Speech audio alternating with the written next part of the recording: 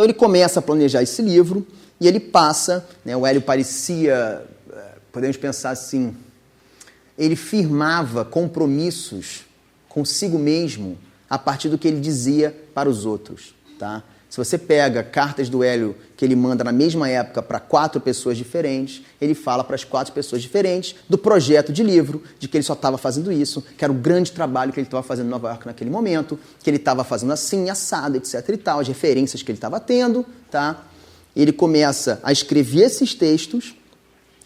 Alguns textos ele formata, ele chega a um formato final deles, datilografado, traduzido, mas ele, como a gente discutiu ontem, vive um impasse da questão do bilinguismo dos textos. Publico em português e deixo as palavras em inglês, publico em inglês, deixo as palavras em português. Ele viveu uma esquizofrenia em relação a esse tipo de raciocínio formal do livro, e a questão da forma do livro foi o que realmente deixou ele no impasse. Nessas cartas que ele manda para as pessoas falando do livro, eu acho que ele se colocava numa postura de afirmar para as pessoas que estava fazendo algo, produzindo algo, como eu falei, se fazer algo era fundamental para ele, numa época que ele estava sendo acusado de não estar fazendo nada, tá? Porque não tinha obra, porque não tinha que apresentar como trabalho de arte, né, digamos assim.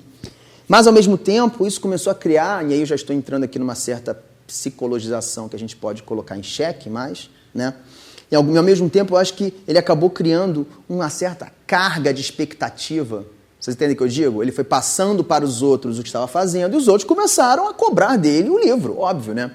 E aquilo começou a gerar no Hélio uma série de travações, de questões onde o formato nunca era definitivo, nunca ficava satisfeito, nunca era bom o suficiente, tá? E aí por isso que eu falo que é importante, além desses 2 modelos de uma linha diacrônica da história, essa linha sincrônica da contemporaneidade dele. O Hélio estava de olho nos livros que estavam sendo feitos na geração dele. E o Hélio estava vendo a qualidade dos livros. Se a gente pensar um pouquinho, o Arthur Barros desenvolve o livro da carne na década de 70. O Raimundo Collari desenvolve seus gibis na década de 70. O Ali Salomão e a Ana Duarte lançaram o livro do Torquato Neto em 73, 74, que é um livro mais horizontal do que no formato clássico, tá? O Haroldo de Campos fazendo as galáxias, ele está vendo isso tudo. O Ali Salomão publicando Me Segura Que Eu Vou Dar um Troço. E ele está ali, né? Completamente planejando o livro dele, as pessoas esperando esse livro, e ele vendo as pessoas lançarem seus livros, e ele nada, tá? Então o que ele define como formato? Ele deixou algumas coisas para a gente pensar. Um formato era a ideia de bloco-sessão. Você não tinha capítulos, você tinha blocos-sessões. Era assim que ele chamava as partes do livro. Porque, como as galáxias, ele não queria que o livro fosse paginado. Ele queria que você pudesse, num primeiro momento de planejamento, que os blocos-sessões fossem cambiáveis, digamos, intercambiáveis, que você pudesse tirar um aqui, botar aqui, tá? Então, a ideia da caixa aparece por isso, de você poder ter uma caixa com pastas, com folders, tá? Dos blocos, seções, e que você retiraria aquilo e usaria. Depois ele pensou num formato de livro em que as páginas tinham que ser, ele usa uma expressão em inglês que é jutted down, né? Que você fazia assim com a página, tá? Hoje em dia existem livros assim, né? Que você pode tirar. Você está aqui com o formato do livro e uma página, de repente, ela se desdobra para fora. Ele pensou também no formato do livro chinês, que é o livro sanfonado, onde não tem nem frente nem verso. Ele depois chegou numa ideia completamente escalafobética para a época, que era um livro com uma lombada em diagonal. Que gráfica faria isso naquela época? Né? Nem em Nova York. Por que custo? Ele nunca cogitou fazer um livro de artista. E aí, estou falando do livro de artista, a gente está falando do livro, né, como livro da carne do bairro, como gibi dos colares. Ele não queria isso. Ele queria fazer alguma coisa que as pessoas lessem, porque ele estava escrevendo textos. Teriam muitas imagens também, mas não eram imagens de obras dele. Não eram imagens produzidas para o livro. Eram fotografias, recortes de jornal que ele coletava, tá? Então, de certa forma, tem um termo que a gente pode ficar, que eu uso para outras discussões, mas o livro do Hélio era um livro sampler. Né? A ideia do sampler, de você samplear as coisas, de você tirar de um contexto e usar ela num outro contexto, né? Ganhando uma outra conotação, a gente vai ver aqui. o Hélio recortava dos livros a citação que ele queria e colava no papel que ele estava escrevendo. Em vez de ele citar fulano de tal, ele recortava a citação e colava no papel com a fonte da citação, né? E jogava o livro no lixo, né? Ou xerocava e recortava, né? E ele, então, ele ficou num processo, a gente vai ver aqui, entre o manuscrito e o datilografado, né? Que ele fazia isso o tempo inteiro. Primeiro ele escrevia nos cadernos, depois ele passava para uma primeira versão datilografada até chegar numa versão final, né? Bonitinha e tal. Então, alguns blocos sessões foram terminados. O principal bloco sessão completo, inteiro, assim, se chama Body Wise, né? Que é um bloco que ele escreve a partir de uma troca de cartas com a Lydia Clark, onde a Lydia Clark fala para ele, a Lydia Clark tem um trabalho que ela fala da nostalgia do corpo, e nessa troca de cartas com a Lydia Clark, o Hélio desenvolve a ideia de fantasmática do corpo. O Hélio estava muito interessado numa discussão sobre o corpo na arte, porque ele tinha, né, uma série de questões, como a gente já falou nas últimas 2 aulas, com a cena contemporânea que ele estava inserido em Nova York, com a questão da performance, né? Ele preferia o happening do que a performance, ele tinha uma questão da body art, do corpo, que interessava muito ao Hélio desde sempre. O trabalho do Hélio, desde que ele sai do plano bidimensional, dos meta-esquemas, e começa a trabalhar no plano tridimensional, dos relevos espaciais dos núcleos, passa pela questão do corpo do espectador, e isso atinge o auge, obviamente, com o Parangolé, onde capa-corpo não tem mais para ele divisão, tá? Assim como ele faz um paralelo com as galáxias do Haroldo de Campos, dizendo que ali palavra e livro, ou então palavra e página, não tinham também mais, né, uma divisão rígida. Tudo era um grande fluxo de escrita que interessava bastante a ele. Aqui a gente vai ver primeiro uma versão manuscrita de um bloco sessão, chamado Branco no Branco, ou White on White, né? Oi? Sim? Você está falando dessa relação dele, da dificuldade de escrever, apresentar um texto? De escrever não, né? Mas de formatar e apresentar. Agora, a minha questão é, qual era a relação dele com as obras que ele produzia? Tinha essa dificuldade? Não. Isso que é interessante de pensar. O Hélio não parou de escrever os textos, né? Como a gente falou ontem, assim, quando alguém pedia um texto para o Hélio, ele escrevia tranquilamente o texto, sem nenhum tipo de invenção de linguagem, sem nenhum tipo de invenção, digamos assim, né? O Hélio fazia o texto que era pedido para ele, tá? Mas o livro dele, os textos que ele estava pensando para o livro, ele sim tinha essa relação, que eles tinham que ser o limite. Por isso que a ideia do livro infinito é interessante. E primeiro, a gente vai ver aqui um documento dos blocos, sessões que ele planeja. Ele tinha que viver 3 vidas para fazer o que ele estava pensando. Tá? Eram ideias incessantes que iam aparecendo, ele não queria terminar de bolá-las. Cada coisa nova era incorporada para as neo-iorqueses. Cada ideia que surgia, por isso que eu dei o exemplo das cosmococas. Ele faz as cosmococas, ele escreve os textos das cosmococas, que não são textos complexos do ponto de vista, como a gente vai ver aqui alguns que estão aqui, mas chega um momento que ele fala, isso aqui é bom, vem para as neo-iorqueses, vai entrar no meu livro. Tá? Então ele continuava escrevendo, só que em Nova York ele acabou não produzindo muitas obras, no sentido, ele tem, né, como ele tinha nos anos 60, ele tem um texto sobre os bólides, um texto sobre os parangolés, um texto sobre o Éden, um texto sobre o que é lazer, um texto sobre os meta-esquemas. Ele não escreveu textos, ele escreveu um texto sobre a cosmococa. Um não, né, porque são 5 cosmococas. Ele escreveu 5 textos sobre as cosmococas. Tá? Ele não tinha dificuldade sobre isso. A questão era esse projeto, ou essa perspectiva de trabalho que ele criou e que ele chama, né, no primeiro momento de livro, e assim como Mallarmé, ele chega no momento que ele fala, isso não é mais livro. O que é, eu não sei. E ele passa a falar, lembra que ontem na carta ele usa na carta para ele usa uma aspas para falar do livro? Depois ele começa a chamar de publicação. É a minha publicação. Ele vai esvaziando o peso da ideia de livro. O Hélio não publicou nenhum livro, nunca tinha publicado um livro em vida, tá? Naquele momento. Então pensa nisso também. Ele era um cara com um ego gigantesco. Ele era um cara que se achava realmente um homem, né, no meio das artes visuais daquele tempo, um cara no topo daquilo. E aí não interessa a gente discutir muito isso. Aí eu ficava sempre imaginando isso, né? Porque você fica nesse trabalho que você fica tão colado à personalidade de alguém, você começa a delirar um pouco, né? Começa a achar que você está entendendo a cabeça do cara, apesar de não estar entendendo nada, óbvio, né? Que ninguém entende nem a nossa cabeça, quanto mais dos outros. Mas eu comecei a imaginar o que devia ser para ele esse primeiro livro dele. Eu vou colocar no mundo um livro meu. Que livro é esse? Esse livro tem que dizer tudo sobre mim. E o tudo sobre ele era coisa pra caramba.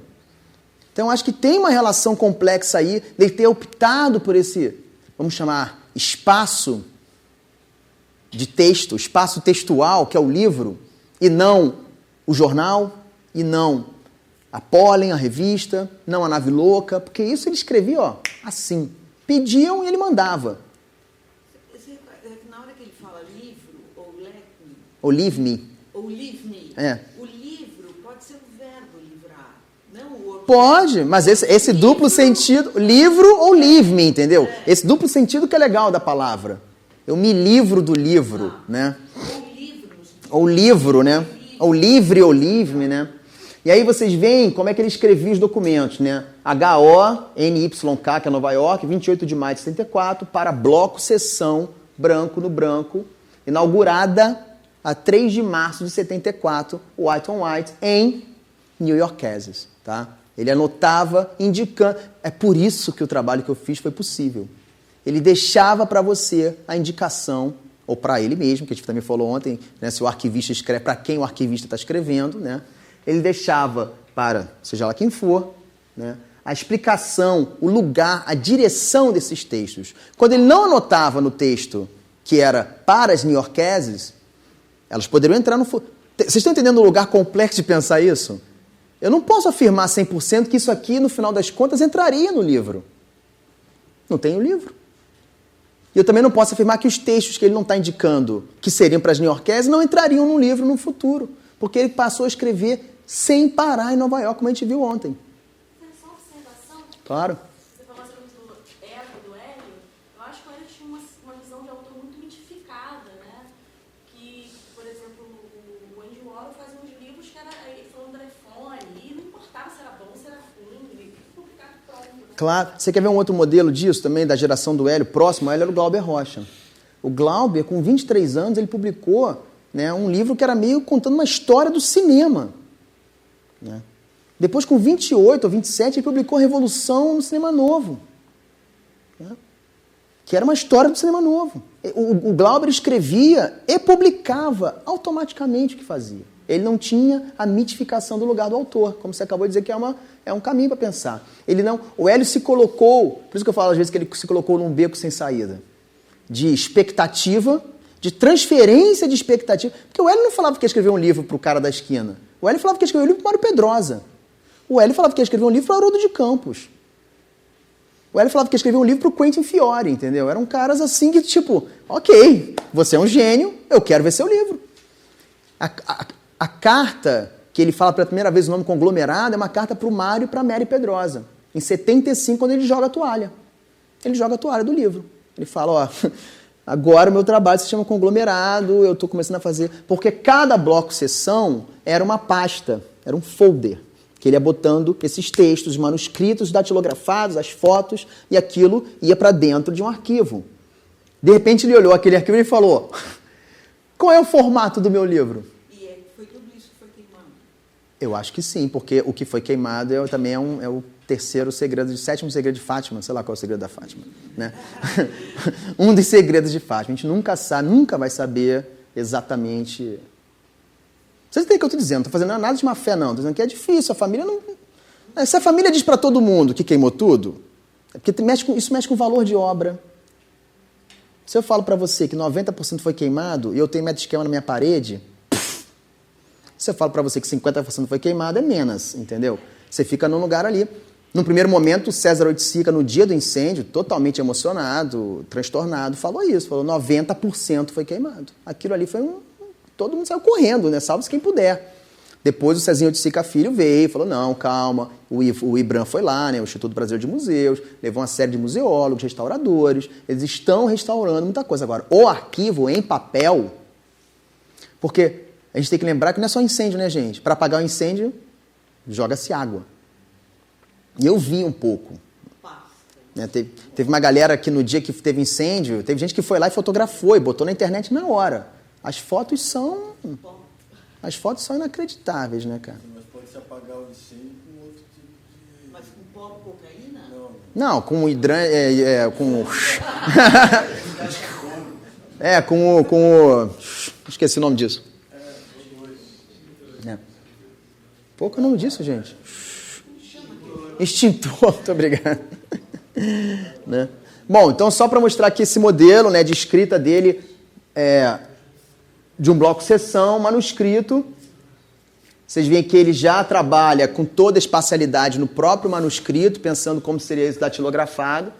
E quando a gente vê o datilografado, a paciência do Hélio, né, gente? A margem na máquina de escrever, né? Aí branco no branco, tornou-se então um estágio essencial no nosso processo. Aí vem daquela discussão que está lá no poema para o Ali Solomão, a questão do branco, né? Que está em Malevich, que está em Rimbaud, que está na cocaína, né? Como inventar sem tocar o essencial. E ele também usava muito isso aqui, ó, seta. Eu até acabei pegando essa maneira de escrever assim também por causa dele. Espacializar o pensamento, né? Condição de experimental, premonição da descoberta do corpo, primeira aparição do comportamento como elemento maior. Novamente, assim, seria lindo a gente poder ficar aqui lendo todos esses documentos, que cada documento desse é um universo que você entra, impressionante, de referências, de relações que ele faz das referências, né? Aqui, ó. Branco no branco não é previsto. Quem sabe Deus sem lance de dados na descoberta, Mallarmé, santo baixado. Malevich, oráculo. Well, então, descubro laços objetivados que já sabia de afinidade, de aspiração maior. Eu, Haroldo no. Haroldo no é o teatro no, do Agaromo, né, que ele traduz, e que para o Hélio vira também um outro lugar do branco sobre branco. Vertiginosamente, plantas de raro cultivo de luz para plantas sol.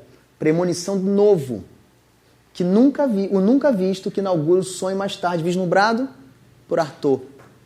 Você vê que aquele poema que ele faz para o Ali é uma síntese de um universo que ele estava totalmente engendrado de leituras e pensamentos sobre a obra dele, tá? Do sem sangue que dança, poético acrobatismo acima do chão, que é a condição nossa, glória de ter o novo como condição. Como um artista que tem o novo como condição, novamente, vai entrar num projeto que tem que ter um formato, que tem que ter um fim, que é o livro. Tá? O livro vai permanentemente sendo desdobrado porque o novo é uma demanda, porque a invenção é um princípio, porque o progresso é uma lógica do seu trabalho. Esse é o grande enigma, digamos assim, de discutir esse livro do Hélio, ou esse não livro do Hélio, esse desejo de livro do Hélio, tá? Que é se propor a fazer um tipo de percurso intelectual totalmente contraditório com as bases da sua perspectiva de obra, tá? Por isso que a gente fica discutindo a questão do desejo, né? E aí vamos entrar aqui numa viagem meio bartesiana, que há um erotismo nessa questão do desejo. Há uma questão erótica de desejar o tempo inteiro esse objeto que você não vai chegar lá. O Barthes chega a discutir essa questão do erotismo, do desejo, do erótico, na preparação do romance. O autor tem que desejar. E aí erotismo está falando de um ponto de vista que eu não vou entrar, que eu não sou um grande especialista, né? Da psicanálise, toda a leitura, posturalista, lacaniana, que o Barthes era bem conhecedor disso, né? Sol, não sangue, não suor. Lembra que eu falei ontem que ele tinha, que quando ele queria falar mal dos artistas brasileiros, ele dizia que eram artistas que suavam? O estado do sublime é você não suar, digamos assim, para o Hélio, né? E isso também tem a ver com a questão da cocaína, né? Hã? Tem a ver, é uma coisa Totalmente aristocrata, totalmente aristocrata. Totalmente aristocrata. Mas é um outro lugar para a gente pensar esse aristocrata. Onde ele chega, né? É um aristocrata nietzschiano. É um aristocrata que está com o Zaratustra, ó, 2 dedinhos acima, descendo da montanha para trazer a boa nova, digamos assim, né? Bem poundiano, que é outro fundamental para ele, né? Ele vai largando o pound um pouco, mas a ideia do make it new é isso, é o novo. Quantos livros ele não poderia ter escrito com esses textos? Né? Ele escreveu vários livros, esse que é o ponto. Ele escreveu muitos livros. A pergunta que não quer calar, por que isso não virou uma publicação efetiva, material, concreta? Né? E aí a pista que eu aponto toda hora é isso. porque fazia parte da lógica dele não terminar. Mas ele chegou a encerrar esse processo no Brasil? Ele parou de fazer isso. Ele voltou a fazer obras, né? Ele voltou a fazer penetráveis, e voltou a fazer contraboles, ele passou a fazer performances. E isso ele deixou de canto. Deixou de canto. Ele meio que se satisfez com a ideia do conglomerado, mas nas entrevistas que ele dava no Brasil quando ele voltou, ele sempre dizia que ele tinha coisas feitas em Nova York. Ele tem uma expressão ótima também numa carta que ele fala que ele se sentia sentado sobre dinamite. O arquivo dele, que era como se ele estivesse sentado em cima de dinamite. Mas essa questão do aristocrata é um ponto, certo? Arthur, Malevich, o sublime, e o sublime com todos os desdobramentos que tem nas artes visuais do sublime, né? O sublime como o belo máximo, né? Como o belo inquestionável, que é a ideia do Mallarmé para o livro infinito. É o sublime da natureza, é o sublime kantiano. É o sublime do romantismo alemão, é o sublime kantiano, digamos assim, né? E o Hélio abraçou isso por outras vias, por outros caminhos, né? Aí isso é um pequeno só, né? Tem vários pedacinhos que eu vou mostrando para vocês, que eu fui tirando dos cadernos do Hélio, para a gente entender essa mecânica dele, né? Mais uma vez, né? Breve, sintético, statement, ou trecho, for publication with Vanish Rotating Triangle. Aí pausa. Nessa busca dele por fazer, nessa crença dele de que ele estava fazendo um livro, primeiro ele começa a pedir dinheiro para fazer o livro para o cara que sempre dava dinheiro para ele, né? Dava dinheiro não, comprava as obras dele, que era o Luís Buarque de Holanda, um grande colecionador, advogado e tal. E o outro cara que eu falei aqui era um cara chamado João Roberto Suplicy, que o apelido dele era Raffers, tá? Joa Raffers, morava em Nova York nessa época, e que também o Hélio pedia grana para ele, prometendo esse livro, tá? No primeiro momento o Hélio tinha o dinheiro. Os dois falaram, ok, faz o livro que a gente banca. Depois o Hélio, não tinha uma editora, chegou a pensar naquela editora que eu falei aqui na aula de ontem, a Something Else Press, que era uma editora do Dick Higgins, né, que tinha em Nova York nessa época. Mas, bom, gente, as histórias do Hélio são muito loucas. O Hélio chegou a mandar carta para Otávio Paz, porque o Haroldo de Campos fez uma ponte para ele, também querendo publicar na Plural, que era a revista que o Otávio Paz editava no México. Não teve nem resposta do Otávio Paz para a carta dele. Né? Ele chegou a mandar uma carta para Yoko Ono. Ele tinha esses delírios, delírios não, ele tinha objetivos, né, de networking, que a gente chama hoje em dia, e que não se efetivaram. Então ele conheceu no prédio que ele morava, tinha um casal gay chamado Ted Castle e Leandro Katz, um argentino e um americano, e eles tinham essa editora de livros de arte, chamada Vanish Rotating Triangle, ou somente VRT. Hoje em dia, se você procurar em sebos norte-americanos, tal, em Amazon, essas coisas, você encontra os livros dessa editora, tá? E, de novo, os caras moravam em cima do Hélio, os caras falaram, ok, a gente edita o seu livro. Ele tinha o dinheiro, ele tinha a editora. E aí, né? Então ele fala aqui, né, not necessarily in the order they will, né? Não é necessariamente nessa ordem que eles vão entrar. Provável título, New-Yorkeses. E aqui, lembra dos trechos que eu mostrei datilografados? É aqui que ele planeja entrar nesses textos, tá? E ele datilógrafa, ele deixa lá bonitinho. Esse é outro bloco-sessão que ele termina, que ele faz um formato final, né, que é o Mundo Abrigo.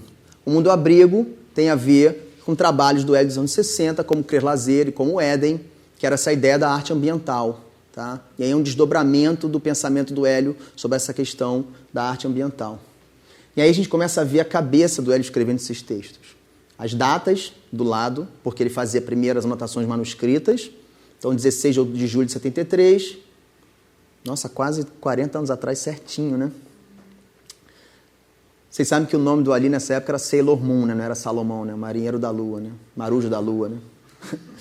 Me segura que eu vou dar um troço. Página 57. Olha a escrita que vai pegando dos outros lugares para compor o seu próprio texto.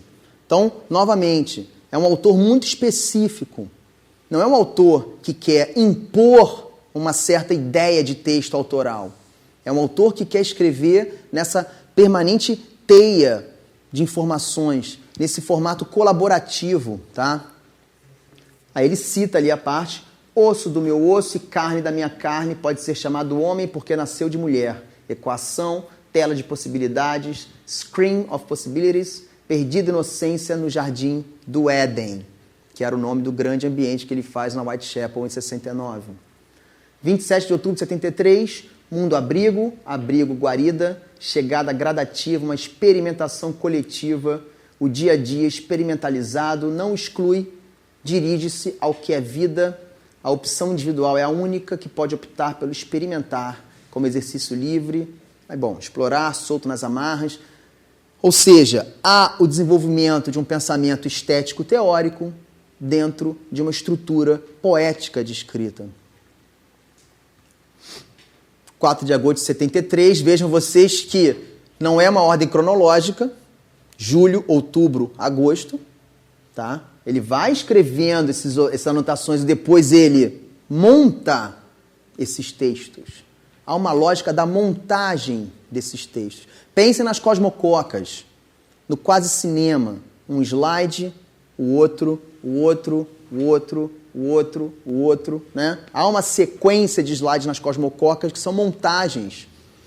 E o grande lance das cosmococas, que o Hélio deixava muito claro nas anotações, era: tem que ser feito assim. Alguns puristas até reclamam que hoje em dia as cosmococas são exibidas através de projetor e computador. Diziam que tinha que ser até hoje em slide, porque o slide é o caclac, caclac, caclac. É a ordem que ele colocou, né? Acho que se ele estivesse vivo ele ia falar slide, caramba, bota isso como projetor. Mas há uma lógica da montagem de slide, né, que é diferente da lógica do digital, digamos assim. Então, em agosto... Você quer uma geografia Sim. também. Que é um personagem que se presta bastante a isso, né? Acho que o Hélio é um cara que, por essa força autoral, como ela falou, por esse lugar do autor, o Hélio te suga muito para um lugar agiográfico, para um lugar de leitura de uma vida sagrada. Por que também? Por causa do arquivo dele. Como eu falei na primeira aula, o autoarquivista é um criador de armadilhas para o pesquisador. Você fala o que ele quer. Você fala exatamente o que ele planejou falar. Por isso que eu acho importante a gente ficar falando, discutindo a obra do Hélio, essa perspectiva da obra do Hélio, no risco, num lugar de um próprio autor sem saber o que está fazendo. Ao contrário das obras dele, como o Parangolé e os Cosmococas, que ele te diz regras exatas de como se executa. Lembra que eu falei aqui na primeira aula que a família brigou com o Museu de Houston porque eles montaram os monocromáticos do Hélio, né, de jeito diferente do que o Hélio planejava? Vocês sabem dessa história? A grande exposição que foi feita no Museu de Houston pela Mari Carmen Ramírez, com a primeira parte da obra do Hélio, que virou o projeto era... Que ano? 2008, 2009. O projeto era o seguinte: o Museu de Houston, que bancou os computadores e as máquinas, que digitalizou todos esses documentos do Hélio, tá, propôs um catalogue raisonné da obra do Hélio. Imagina que seria um catalogue raisonné da obra do Hélio. Tá? Então, não ia acabar nunca também, né? Acho que ele também não ia deixar fazerem uma casa. Mas, bom, a primeira ideia era, a primeira exposição, que viraria o primeiro volume do catálogo, seria só a fase do Hélio entre 54 e 64, antes do Parangolé. Então isso incluiria pinturas, penetráveis, núcleos, relevos, monocromáticos, né? E os bólides. Ok, e os parangolés, baralhei ali. Depois viria o segundo volume, etc. e tal. Na exposição feita pelo Museu de Houston, esses monocromáticos do Hélio, que são lindos, porque esses foram todos embora, eram lindos. A montagem, ela é espacializada, como o Hélio. O que a Mari Carmen pensou? Isso são histórias que eu ouvi, tá, gente? Não sou o dono da verdade. São histórias que eu ouvi de Luciano Figueiredo, etc. e tal. A Mari Carmen Ramírez, ela fez uma sequência vindo do amarelo, porque são pequenas mudanças do amarelo para o amarelo, laranja, vermelho. Né? Ela fez uma linha. Os caras chegaram e falam, de jeito nenhum. Desmonta. Não, desmonta, pum! Romperam um acordo com o Museu de Houston.